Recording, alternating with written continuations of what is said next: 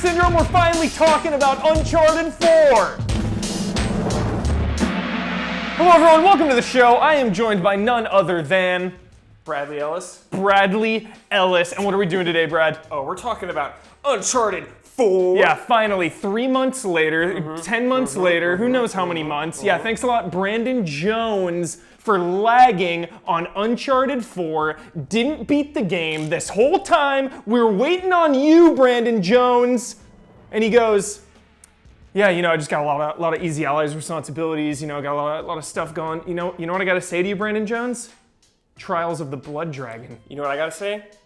Pathetic. So we're gonna go right into Uncharted 4. Brad, do you wanted to say something first, though? Oh yeah, sorry for this weird microphone I got going on here. So, we're doing our best. Easy Allies. We blew the budget on my plane ticket from John Wayne Airport to here in LAX. Exactly. Yeah. So that's where all that went. If we had a studio, it would be way more higher production. We're doing this out of my living room. We got weird devices. Yeah. And, it all comes back to Brandon Jones. He's got all the tech. Brandon Jones, dude. Hoarding everything tech. from us. Yeah.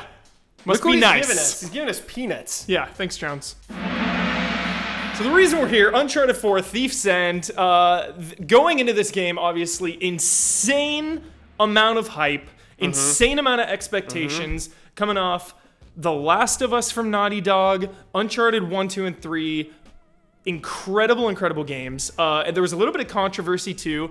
Amy Hennig, the lead creator, director Writer of Uncharted, moved on kind of under mysterious, sketchy circumstances. So the Last of Us team of Druckmann and Straley stepped in to take over. Yep.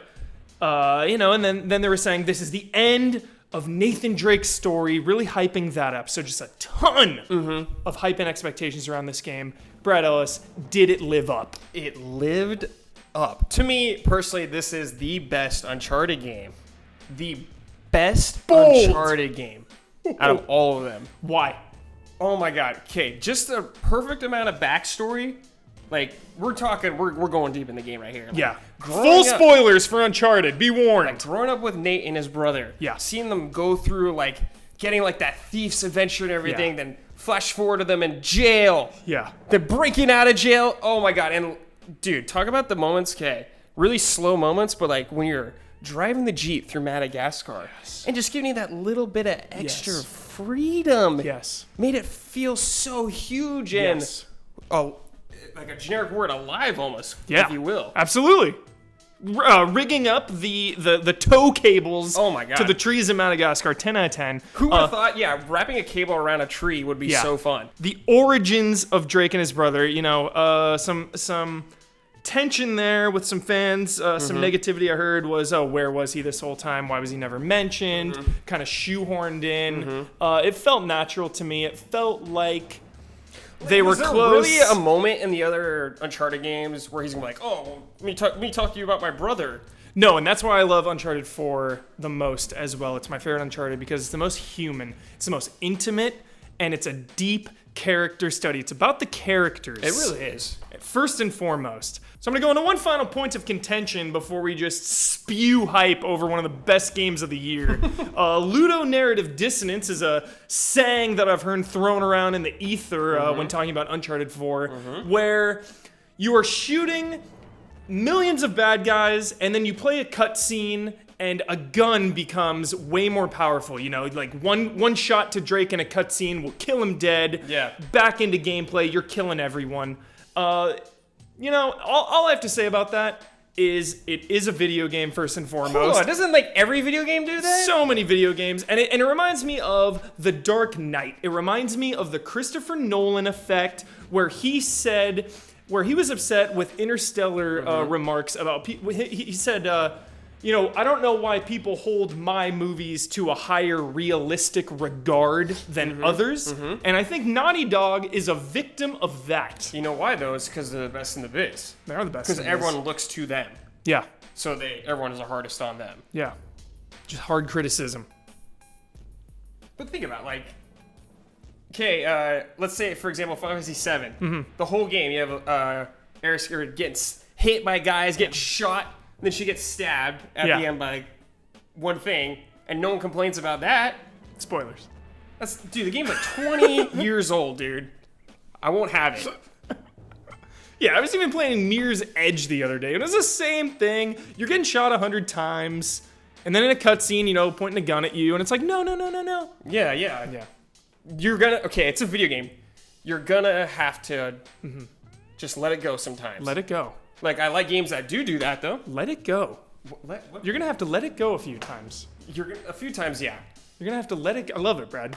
Just You're gonna let have it to go. Yeah, just enjoy the ride. Yeah. Oh, what a ride, too. What a ride. What a ride. If you want to enjoy that, like, if you're not nitpicking everything... Yeah.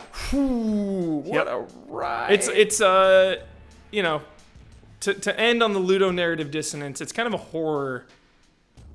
same thing as horror. I say it's on kind of you to kind of accept the reality, accept the context and the world and the scenario, so to speak, and just kind of let it go. Let your mind, you know, let it grab hold. Just have fun. I want to talk about real quick Yeah, let's talk. how this game is about Nate kind of growing up Yes. and learning to leave the adventure behind him. Because the entire game, everyone's like, oh, Nate, this is kind of a bad idea. I don't know about this. Yeah. We don't want anyone to find out. And it's about Nate just kind of letting go of the hunt, you Becoming know? an adult. Yeah, so to speak, kind of. It's emotional.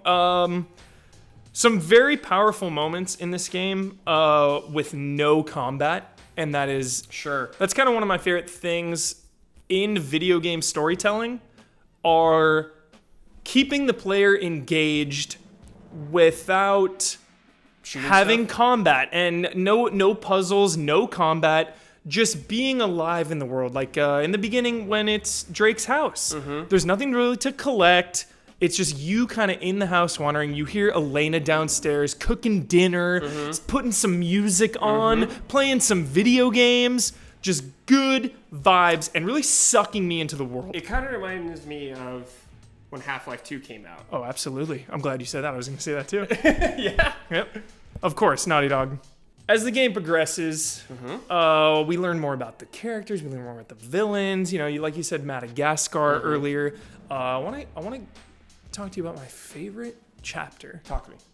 in this entire game. I me want hear to see if you agree with me. Let me hear it. Chapter 16, Okay, what happens? the mansion. The mansion. When you're exploring the mansion, As, young young Drake, Drake, okay. young Sam. That's a great chapter. It's my absolute favorite part of the game. Just going around, picking up all the helmets, exploring, looking for your mom's journal. And just that encounter that you have is so powerful. You're learning about your family, you and Sam, learning about the past, and then, of course, you know, cops show up, trying to escape. Yeah. Just a powerful moment. It seems like a pretty, like, ballsy thing to do almost, doesn't it? It's really ballsy because, you know, that moment kind of slid under the radar to a lot of people. Yeah. Most recently, one of my good friends finished the game, and he didn't really bring that part up. You know, my favorite thing to do is talk about video games. That's why we're all here. And I love when somebody completes a game and you probe them without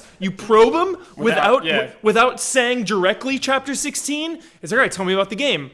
All right. What about this? You know, okay. What about later in the game? Like, you know, and never mentioned it. Did that scene stick with you? Oh, yeah, definitely. All those, like, slower...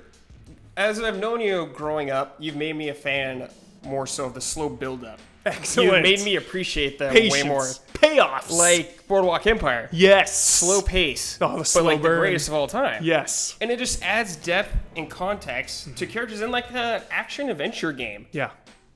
Bold move. Yeah, because it is an action game. Yeah, you know, it is, It's yeah. easy to forget sometimes because it's so realistic. It's so grounded. Even though, you know, it gets pretty crazy at sometimes. Oh, It's yeah. still a grounded Yeah. action game. Yeah. About set pieces. Yeah. Might have been... I thought I was going to be disappointed by kind of the lack of set pieces. You know, it wasn't as direct as other Uncharted's with buildings coming down, bridges collapsing, That happens. the helicopter train. Well, a lot of that happens in 4, though, too. It's more subtle to me. What? What do you mean? Like the set pieces to me were an entire area. Like, to me, Madagascar almost felt like the game is so big and massive that was a set piece. Okay, I could see that. Sure. Just kind of More weird. bigger scope. But it's like, in the pirate village, when you're on top of that tower and it's falling down and you're going through and course. everything, and the bell, and when you're running through the ship graveyard, all the stuff's chasing you. Yeah. So I didn't feel like there were as many. I don't know if there was as many. Yeah. Yeah. More slower moments in this Yeah. one, Yeah. Which I'm totally okay with. Yeah, me too. Because I kept like going through, I kept anticipating, oh, when are these set pieces gonna hit? Like, when's that big one gonna hit? Mm-hmm. And it never really did, but it didn't matter in the end. Yeah. Like, some of the set pieces were, like, different. Like, driving the Jeep is a set piece, Totally. Yeah. It's not the necessarily environment. Drake just running through something. Mm-hmm. I mean, I guess you're driving through something, but it's just a little different to the set piece formula. Yeah, absolutely. What about the main villain, Nadine and Rafe? And the culmination, the final encounter. What do you think? The final encounter. Okay. Final encounter, Brad Ellis. The final encounter is cool and weird to me at the same time because you're going through the whole game, and at the very end of the game, they're like, here's this thing you've never done throughout the entire game. Yes. Good luck on the last boss fight. Yeah. But it's cool because it's super personal between these two characters that have been like building up the entire game. Yeah. But I guess it's better than other Uncharted fights, Oh, yeah. Absolutely. I think of Lazarevic and Talbot and these kind of weird final boss encounters. Yeah. And I respect that they went for it on this. Yeah, they like, did something different. What better way to end a pirate game? Because this is a pirate game. It is. It's Goonies. Yeah. It's Goonies. Than with a sword fight. Yeah. It's full on pirates. Like One-Eye Willie's treasure ship and like Shipper there. Yeah. It's all there at the end.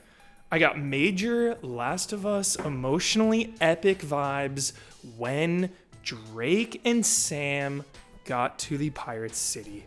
Bradley Ellis. love that part. Going in, sitting down in the old tavern, and just thinking about what had been there and what had happened. They're speculating the whole time too. Like, what do you think happened? Through their dialogue, through little bits and baubles that would be there, and just pure, like, it was just pure imagination at that point. And sure, it filled it in as you went with kind of the letters, and you realize, the pirate families battling each other, going nuts, Lord of the Flies style.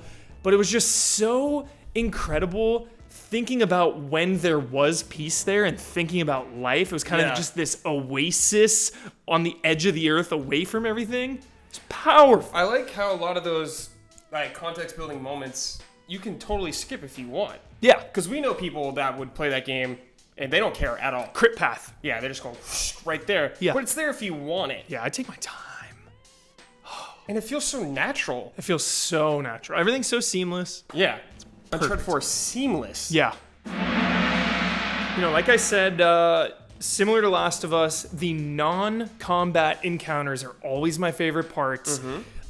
Just exploring the world and taking my time. Similar to like survival horror. Remember when I beat the game and I talked to you about it, and you're like, oh, what are your favorite parts? And one of my favorite parts was the part where you're driving around the islands on the boat. Yes. And just like going underwater, Same finding thing. treasure. Yes. Just like little tiny exploration moments like that. Perfect. But now we're going to talk about combat. Okay. Kind of the meat of the game. A lot of the game, a lot of combat. Later on in the game, the game starts off not a lot of combat. A little slower pace for a lot of people. Absolutely. Setting the tone. Yeah, definitely. What do you think of the combat, Brad Ellis? It's fine. It's fine? It's not 10 out of 10 combat, Like, what, I mean, like, it's the best Uncharted combat there is. Like, okay, hold on a second. What do you think Uncharted combat is? Are you talking to me that's like Vanquish or something like that? Third-person shooter? No, it's not like Vanquish. It's good. It's good. But it's nothing past that, I don't think. Let's see what Huber thinks. Lay it on me, Huber. All right. So, Uncharted 1, 2, 3, even Last of Us, everyone's talking about waist-high walls. Everyone's talking about, whack-a-mole. None of that bugs me when I'm talking about combat. But Uncharted 4 does its best to do away with does. that, and it It does does. do away. It's all about in these environments and mobility, constant movement, using the rope, swinging down here, chucking a grenade over there, pushing this, climbing that, mobility, non-stop movement. Let me give you an example, okay? Yeah. So it is the best combat any probably Naughty Dog game that they've made recently. Yeah. To me, when I think great or amazing when I think amazing or great combat, it's me really looking forward to fights. Okay. And I do not give great or amazing combat to really anything, you know? Yeah. Where I'm looking forward to combat encounters, Of course. you know? Except Dark Souls. Yeah, like a Souls game where I'm like, oh, top tier, let's go. But it's like it's not like, it may sound like a complaint to me, but it's really not. Yeah. Like, I think they did a really good job. You love it. I love that game. But you're not going to say the combat's a 10. Correct. You're going to say it's like an 8 or a 9. Correct. Okay. There's nothing wrong with that, though, you know? But Brett Ellis, would you say that it is an 8 or a 9 with moments of a 10? The combat? Yeah. Want to know why? You're gonna agree. Okay. Jumping over a railing with a shotgun, no aim, boom! Yes, I do love the shotgun. 10 out of 10. Yeah, I love that. But there's like sparse moments where I could do that. You know, I mean, I wasn't playing on normal, so I had to be a little more careful. Like, maybe if I was playing on easy or normal, I could just, like, of course, swing through everything and shoot stuff like that. It didn't, like, hinder the game for me at all in any way. Favorite shootout is the mansion in the beginning. Okay. The art area. My favorite shootout is either when you're in Madagascar and there's a bridge you have to lower. Yes. And you lower the bridge, then dudes come attacking you. Cool encounter. Or the other one is one part where you're going, you're with Elaine in the Jeep going through the jungles and everything like that. There's just one part where there's like just pillars, like a tower. And there's there's a river going downstream. Yeah. Really cool encounter. Really fun. This game, really good encounters. Really, it's all about the encounters. Really good encounters, especially from the old ones. Mixing it up. Like I said, the art house is like this really intense close quarter shootout. Yeah. Then it has like moments you were just saying where people are kind of all over the map. Later on, there's snipers and just using the environment. It just feels so good. It felt good. Oh man, it felt so good. Okay, we're gonna wrap it up with multiplayer. I really implore a lot of you. You're begging. I'm begging you. Yeah. I'm looking you all in the eyes right now, and I'm begging you to give Uncharted 4 multiplayer a shot. Because just like Last of Us, it is different than what's on the market. It is a 10 out of 10, and it always gets laid to the wayside. People beat Uncharted, they beat Last of Us, and that's it. They put it on the shelf without even giving it a shot. Uncharted 4 multiplayer has been taken care of so much post-launch. There's been tons of patches, tons of additions. Everything is free. They have added a full-on ranking system where you level up. They've added so much stuff, and they're going to continue to add stuff. They have the full roadmap of like a year post-launch. They're adding co-op mode. And I just love how different it feels than the main game. You have sidekicks, you have these mystical powers that are callbacks to the franchise and the comic books. Teamwork is critical. It's not like Battlefield where it's a team game, but you can still do well on your own by kind of sneaking behind enemy lines and capturing points. This is live and die together. And I love it for that. Okay, so I feel like any game at high level, like a multiplayer game, is teamwork a lot of the time. I think it's weird to give it a special example for this game. I like the multiplayer. I think it's good. I just think because it's such a low player count that you are forced to kind of work together. How many people is it on again? It's 4-on-4. 4-on-4. Okay, for a lot of the modes, yeah. Yeah, definitely. I like that they added different game mechanics for There's it. also I like the hook. I think love it's a cool the hook, addition. the melee hook.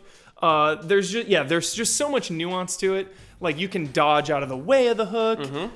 Just all the different perks and everything you get, like really change up the gameplay. And again, the things they added recently completely changed the feel and the lifeblood of the game. They emphasize sniping now. It's not OP or anything, but they really bumped it up. They gave it a bump.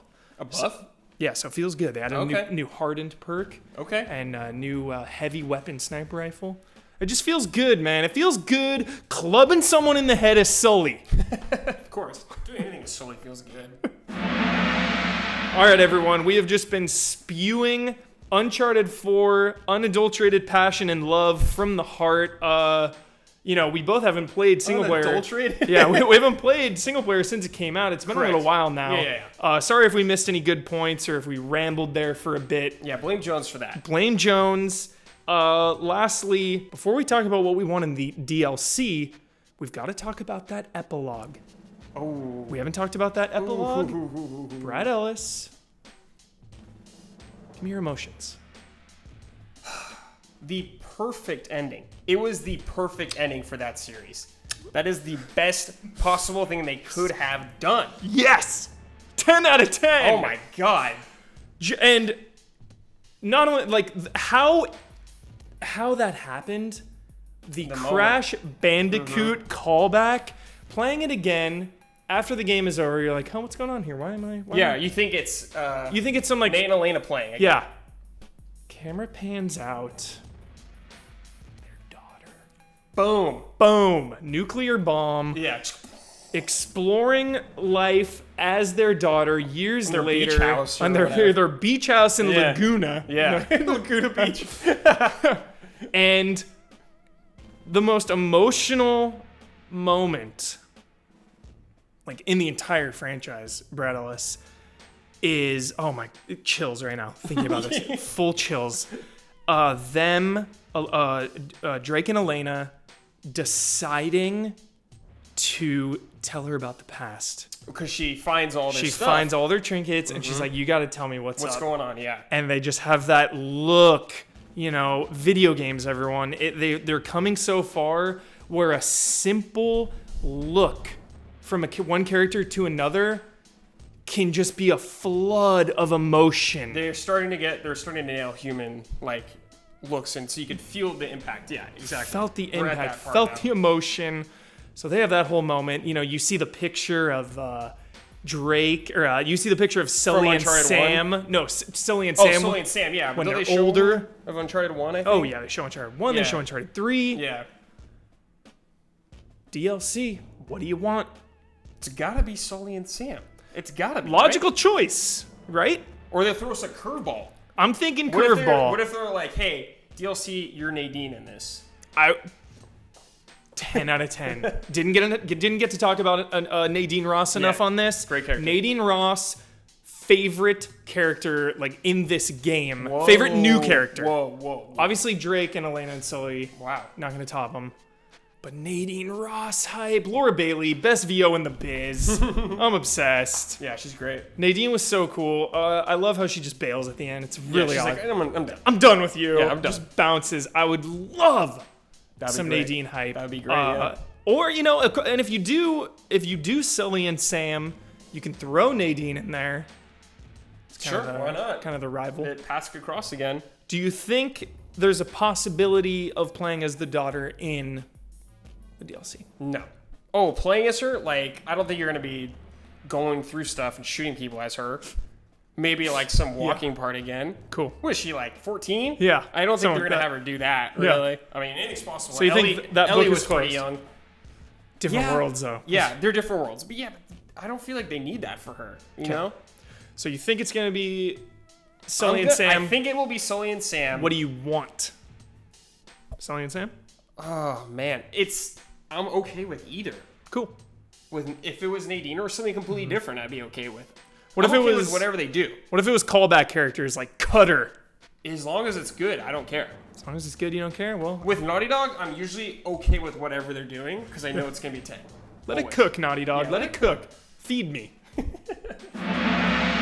All right, that's it for the show. Thank you so much for tuning in. We are Easy Allies. I'm Michael Huber. I'm Brad Ellis.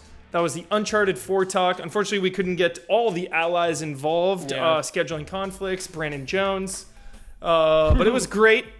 We hope you enjoyed it. We hope you enjoyed Uncharted 4. Yeah. If you're playing multiplayer, post in the comments your PSN ID. I'm looking for allies. I haven't played in a little while. Huber's desperate. Yeah, desperate for allies. I'm Bronze League. I'm a scrub, so I will hold you back.